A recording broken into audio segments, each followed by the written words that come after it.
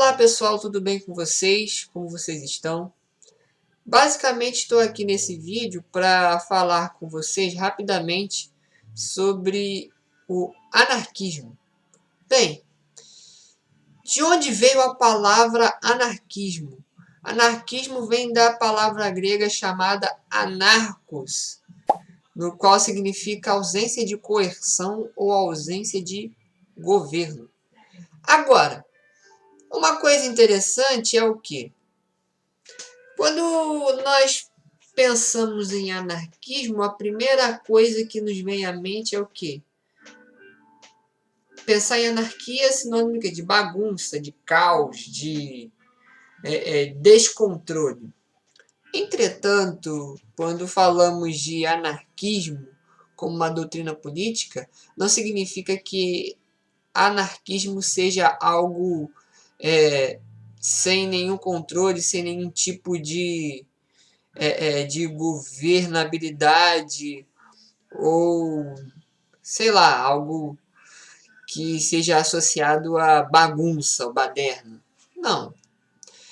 O modo anarquista de organização, né, o modo anarquista de gestão, tem a organização, tem algum tipo de organização de sentido. Só que, diferentemente do que nós estamos habituados a ver, o anarquismo ele não tem, digamos, uma figura vertical. Não tem uma figura vertical que é o Estado. É a ausência de Estado. E uma das características do anarquismo é o que? O cooperativismo. Ou seja, existe uma cooperação mútua, né, entre as pessoas, entre os indivíduos dentro do modelo anarquista, onde todos dentro de um grupo, né, dentro de uma sociedade, se ajudam e têm representatividade política. Cada um se autogoverna sem ter ninguém, nenhuma autoridade, alguma liderança para dizer o que você deve fazer e o que não deve fazer. Seria um modelo de autogestão. E aí as pessoas como é que se relacionariam no modelo anarquista? Sem essa autoridade, o que resta é o quê? É a cooperação entre os indivíduos. Ter, digamos, acordos mútuos para que a sociedade ela possa funcionar e não se autodestruir, né? Ou seja, as regras entre o grupo seria de concordância geral entre os indivíduos, eles mesmos fariam suas próprias leis e regras de convivência para que nenhum invadisse o espaço do outro, né?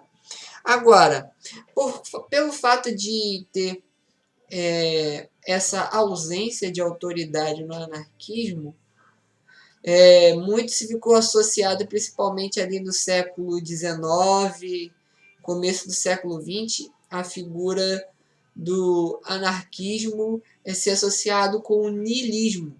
Que o niilismo é o que? Digamos, basicamente o processo de desvalorização de todos os absolutos, de todos os valores absolutos. E partindo do princípio de que o Estado ele é um princípio absoluto, então você entende por que o anarquismo era bastante associado com o niilismo. Tudo bem? O anarquismo ele girava em torno de 4 pilares principais. O primeiro deles, a defesa de uma sociedade fraterna, né? Que aí entra a questão do cooperativismo. A segunda coisa seria o fato de que, a partir dessa sociedade fraterna, deveria haver igualdade e o fim da opressão do Estado. Não há aquela opressão vertical, né? E um outro aspecto também era a crítica da propriedade privada. Agora, partindo do princípio de que o anarquismo seria uma ideologia de esquerda, assim como o socialismo científico, qual seria então a grande diferença do anarquismo para o socialismo científico? Bom, haviam ali várias peculiaridades, né? Há muitas peculiaridades entre o anarquismo e entre o socialismo científico. Mas a principal delas é que, diferentemente do anarquismo, o socialismo científico ele defende que, para chegar à fase do comunismo, o fim do Estado e o modelo de autogestão proposto por Marx, o grande modelo, a grande sacada seria que haveria um Estado ali no socialismo científico. Como assim, professor? Ora, relembrando nossas aulas passadas, o socialismo científico ele defende, sim, a fase do comunismo, que é o fim do Estado. Só que para você chegar à fase do comunismo, você tem uma fase de transição, que no caso seria uma ditadura de um partido único, seria o Partido Comunista, que toma para si a ideia de representar o proletariado. Mas você tem a figura ali do Partido Comunista como sendo o Estado.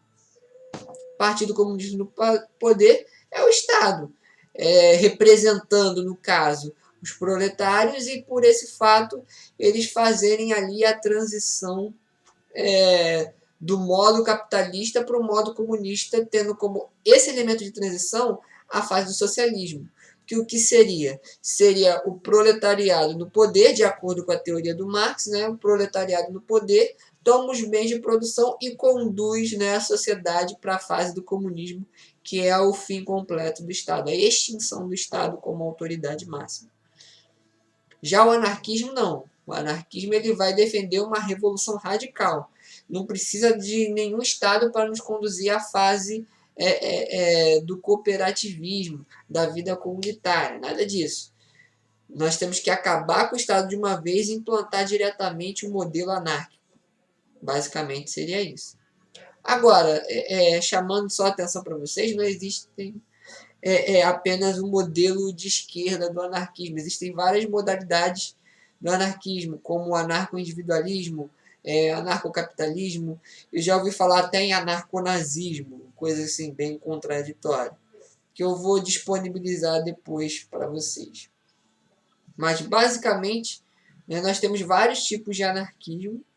E, por exemplo, no Brasil, nós tivemos a presença do movimento anarquista, uma presença muito, digamos assim, uma presença muito forte do movimento anarquista, principalmente ali no começo do século XX, né?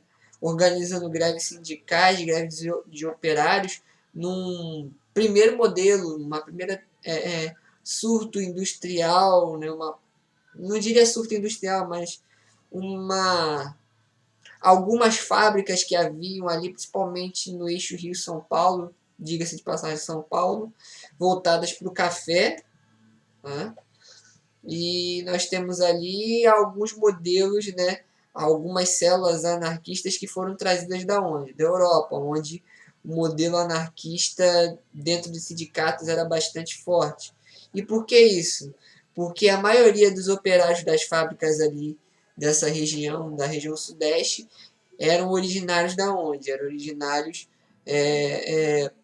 de países onde o movimento sindical era mais estruturado, como Espanha, Itália, Alemanha, a França, Inglaterra.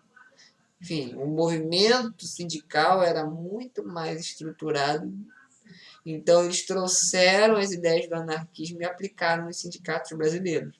Tanto que eles tiveram força suficiente para detonar, ocasionar a primeira greve geral da nossa história, que foi a greve geral de 1917. Né? Tudo bem até aí?